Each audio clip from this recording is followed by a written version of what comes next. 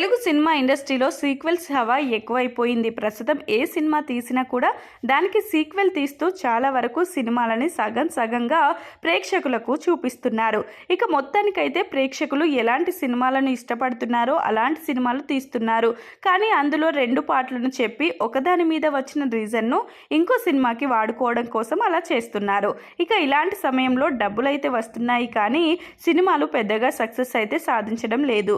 ఇక ఇలాంటి క్రమంలోనే బాహుబలి సినిమాను మినహాయిస్తే మిగిలిన ఏ సినిమాలు కూడా పెద్దగా సక్సెస్ సాధించలేకపోతున్నాయి. ఇక ప్రస్తుతం పుష్ప, సలార్, కల్కి లాంటి సినిమాలు కూడా ఇదే కోవకు చెందుతాయి. ఇక ఇదిలా ఉంటే ఈ సినిమాలు సూపర్ సక్సెస్ సాధిస్తున్నాయి అంటూ చాలా క్లియర్గా అర్థమవుతుంది. ఇక ఇలాంటి క్రమంలోనే ఈ సినిమాలతో ప్రభాస్ భారీ సక్సెస్లను అందుకొని తనను మించిన స్టార్ హీరో మరొకరు లేరు అనేంతలా గుర్తింపు సంపాదించుకుంటున్నారు. చూడాలి మరి ఈ సినిమాలతో మంచి సక్సెస్ని అందుకున్న ప్రభాస్ ఈ సినిమాకి సీక్వెల్ని తీసి ఏ మేరకు సక్సెస్ని సాధిస్తాడు అనేది కూడా తెలియాల్సి ఉంది. ఇక ఇప్పటికే ప్రభాస్ సలార్ 2, కల్కి 2 2 సినిమాలు చేయాల్సి ఉంది. ఈ 2 సినిమాలు కూడా సీక్వెల్స్.